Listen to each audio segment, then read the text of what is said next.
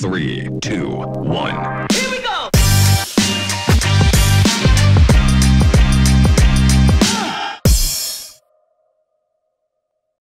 Bonjour Christophe et Maureen.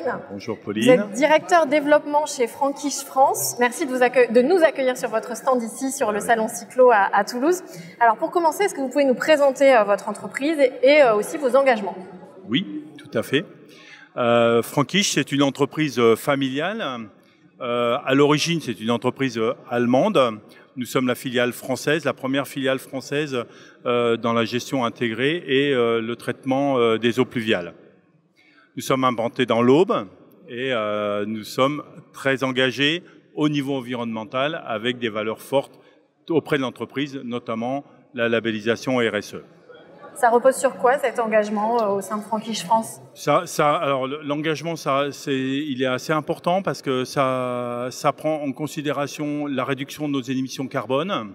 Donc interne, le fait aussi qu'on fait ce bilan carbone de manière régulière pour justement avoir ce suivi, et puis des engagements aussi dans l'entreprise et sur notre impact environnemental avec des actions que l'on a menées, par exemple comme le projet Équilibre, qui rééquilibre l'émission carbone que l'on émet pour la fabrication de certains produits, notamment comme les casiers de stockage. Dont on va parler tout à l'heure.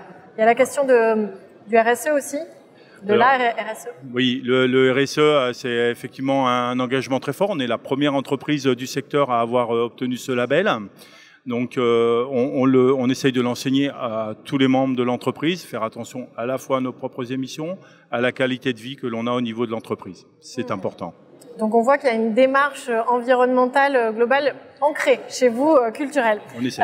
Comment ça se traduit concrètement dans les solutions que vous proposez et puis sur quoi porte votre cœur de métier? Alors, comment ça se traduit sur notre corps de métier et les solutions? Ça se traduit par une solution de gestion qu'on appelle la gestion intégrée des eaux pluviales. C'est une appellation déposée et maintenue par Frankish depuis 2010.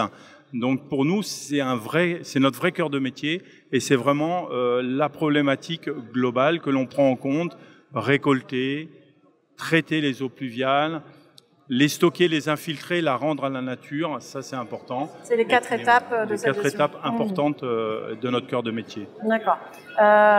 C'est quoi les problématiques auxquelles vous répondez globalement avec ce... Alors nous, aujourd'hui, sur les problématiques que l'on rencontre, principalement, c'est effectivement la gestion à la fois des petites pluies, des pluies chroniques, donc de savoir bien les récupérer et les gérer, c'est elles qui apportent le maximum de pollution, donc de pouvoir capter ces pluies et les dépolluer. Et puis, notre cœur de métier vraiment, qui est la gestion quantitative avec nos solutions SOL, Régofil, qui nous permettent effectivement de pouvoir conserver et d'infiltrer. Bon, donc on va rentrer dans le détail de vos produits. Donc face à ces problématiques, vous avez développé cette solution qui s'appelle Régoplant. Qu'est-ce que c'est? On le voit, mais expliquez-nous comment ça fonctionne. Alors, Régoplant, c'est un module de gestion des eaux pluviales de ruissellement qui permet de récupérer des petites surfaces étanchées, des eaux de ruissellement amenées par les pluies, de les dépolluer dans un premier temps et puis de les gérer par un retour direct à la nature par infiltration. D'accord. Et c'est constitué de quoi? Donc on le voit là, de 2 bacs, c'est ça? Alors c'est un module en vérité global qui comprend un bac de gestion qui est ce bac noir, Régoplant, qui est 2 compartiments, un compartiment étanche et un compartiment infiltrant, qui est relié directement à un module donc infiltrant, système SOL de chez nous qui s'appelle Régofil. Régofil ici Inspect, mais qui pourrait être Régofil ST, ça dépend, on a deux versions, ça marche sur les 2 versions.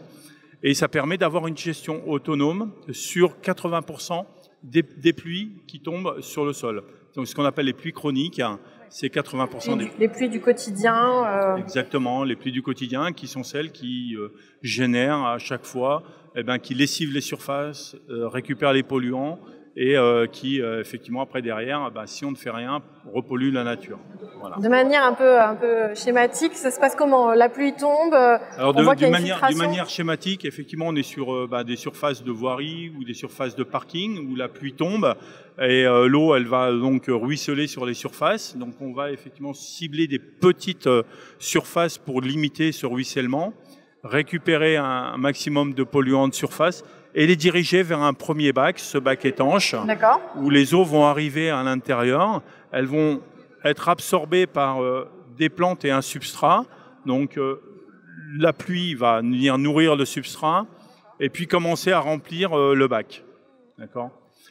Tous les flottants vont venir se bloquer à travers les tiges des plantes. Donc là, ici, on a système de plantation avec des plantes à tiges. Je vais en citer une que tout le monde connaît, c'est les iris. Hein, c'est celui qu'on utilise, nous, par exemple, sur nos projets dans l'Aube. Et les polluants vont rester bloqués ici, dans un premier temps. Le bac va commencer à se remplir. Les premiers polluants, c'est quoi? C'est les mégots, les petits papiers, tout ce que l'eau charrie. Ça va être ce que l'on voit et ce que l'on ne voit pas. D'accord. On a deux types de polluants. Il y a ce que l'on voit et ce que l'on ne voit pas. Ce que l'on voit, effectivement, c'est mégots, c'est papier, c'est tout ce qui est déversé sur les voiries ou les bordures de trottoirs. Et puis, il y a ce qu'on ne voit pas. Donc, ce sont les micropolluants, ce qu'on appelle les MES. D'accord. Donc, c'est des microfines, c'est des sables sur lesquels les polluants émis par les véhicules, notamment les particules, vont venir s'amalgamer entre elles et vont être amenés dès qu'il pleut par les eaux de ruissellement. D'accord. Là, on va retrouver des hydrocarbures fixés sur les MES. On va retrouver aussi des métaux lourds. C'est à chaque fois que nos véhicules freinent, on utilise effectivement des ferrots d'eau qui vont se déposer sur la voirie. On va les récupérer. Donc, on a des métaux lourds. On a aussi des rejets de plomb par les émissions de gaz d'échappement. Donc, tout ça, on va le récupérer. Ça c'est dans un deuxième temps. Là, la première étape, donc c'est le premier. On les récupère et on les bloque dans ce premier temps dans le premier bac étanche qui vont venir s'amalgamer et ils seront digérés par le substrat. Voilà. Et après, l'étape suivante? L'étape suivante, c'est la pluie va continuer à remplir le bac et puis il va se déverser dans un deuxième bac par un système de surverse pour éviter de transférer les polluants. Deuxième bac, ce bac, lui, il est relié, il est perforé, il est relié à la structure infiltrante et il va venir nourrir la deuxième partie plantée de substrat et puis commencer à infiltrer et stocker et infiltrer les eaux. À partir de là, le module, ici, il est autonome pour gérer 80% des pluies que l'on a, les pluies courantes. Et vous me disiez, on peut même rajouter un bac pour les gros épisodes qui arrivent de plus en plus. Tout à fait, vous avez raison. Nous, notre cœur de métier, c'est la gestion quantitative des eaux pluviales aussi, d'accord, par ce qu'on appelle la problématique pluie événementielle. Donc, le système va aussi prendre en considération le fait que sur cette surface, on va avoir une pluie d'orage qui peut arriver. Donc, c'est une porte d'entrée, il va l'absorber et puis on va faire un complément de stockage au module ici, mais ce qui n'est pas lié à sa problématique propre, qui est lié à la gestion quantitative. Il va être nourri par le module et on va gérer ainsi à la fois les pluies chroniques et à la fois les pluies événementielles pour la surface de récolte que l'on aura déterminée. Alors il faut venir vous voir sur le stand pour vraiment voir le module, mais là on voit bien quand même que c'est assez compact finalement, ça prend pas énormément de place. Alors dans quel type d'urbanisme on peut l'intégrer? Est-ce que c'est partout en ville, à la campagne? Comment ça marche? Alors le module, il a été essentiellement pensé pour l'urbanisation. C'est aller un petit peu aussi dans la tendance du moment où les collectivités souhaitent ramener de la nature en ville, pouvoir s'inscrire dans ce schéma et offrir une vraie solution à la fois, dirais-je, de gestion de l'eau de pluie, mais aussi de l'environnement et une gestion harmonieuse de l'environnement.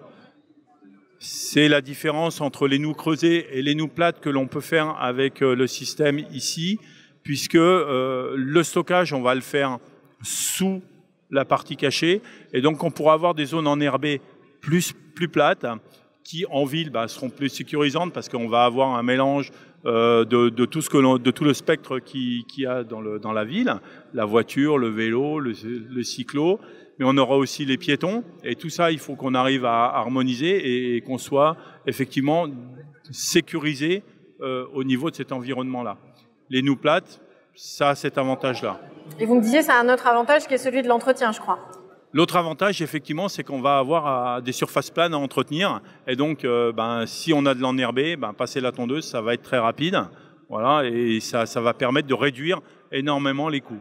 Vous avez déjà des références, vous parliez de la région où vous êtes installé, où déjà vous avez développé le système.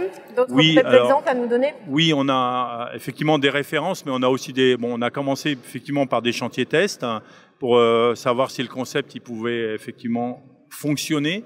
Ça a été les premiers chantiers qu'on a mis en place. Et puis après, les chantiers références. Alors on a à côté de l'usine une commune qui nous est assez fidèle, c'est la commune d'Épernay, pour lequel on a déjà installé des modules Rigoplan, ou la commune de Voué, qui est encore plus près, qui va gérer donc les eaux. Ils ont refait la rue transversale de la ville, et on a géré effectivement la collecte des eaux de voirie par le système Rigoplan.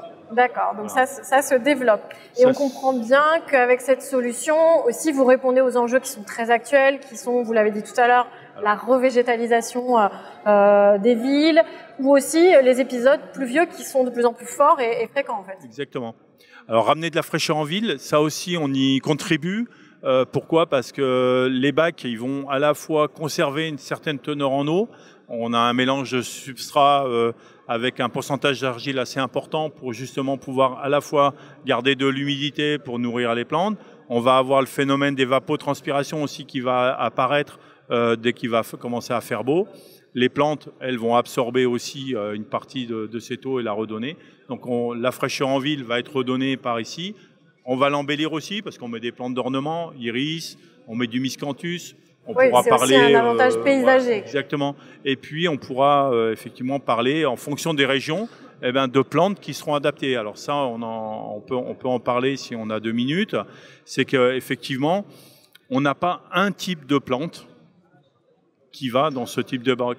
On va s'adapter aussi au climat local. Exactement. On va travailler avec le paysager local pour, à partir des besoins que l'on aura de gestion, on va déterminer des types de plantes que l'on va mettre ici.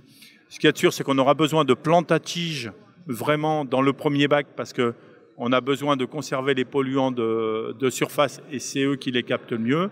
Et puis on aura plutôt des plantes qui subissent et qui peuvent supporter des stress hydriques importants dans le deuxième bac, parce que comme l'huile est infiltrant, il va moins garder l'eau, on va mettre un peu plus d'argile, mais quand même, il faudra donc...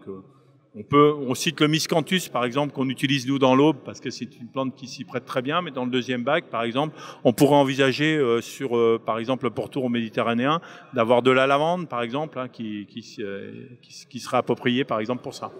D'accord.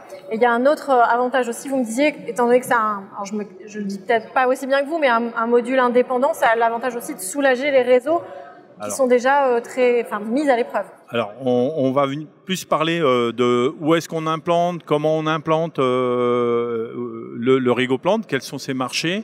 Bon, alors, l'urbanisation, c'est certes un marché important, mais qu'est-ce qu'on va faire dans l'urbanisation et qu'est-ce qu'on va gérer? On va gérer 2 types de travaux. On va pouvoir s'inscrire dans des travaux neufs avec de la récupération de ce qu'on appelle sans tuyaux.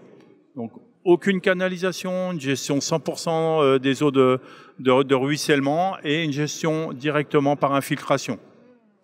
Mais on va aussi pouvoir s'inscrire dans des programmes de renouvellement d'urbanisme et donc du coup on va refaire une rue complète et on va en profiter pour déconnecter les récupérateurs d'eau pluviale, bouche d'égout globalement, du réseau, et les remplacer par un système Rigoplan et de l'infiltration sur place. C'est-à-dire que là, on va pouvoir soulager des réseaux anciens et existants qu'on ne peut pas remplacer aujourd'hui. Donc selon si on s'installe sur du neuf ou de l'urbain déjà existant. Exactement. Allez, il nous reste une petite minute, un défi. Résumez-nous pour conclure les avantages, les bénéfices de cette solution. Alors, les avantages et les bénéfices de Rigoplan. Pourquoi utiliser Rigoplan?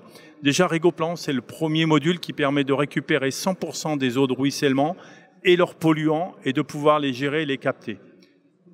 Donc ça, c'est la première chose. c'est aussi le premier module qui va pouvoir infiltrer des eaux de ruissellement sur place.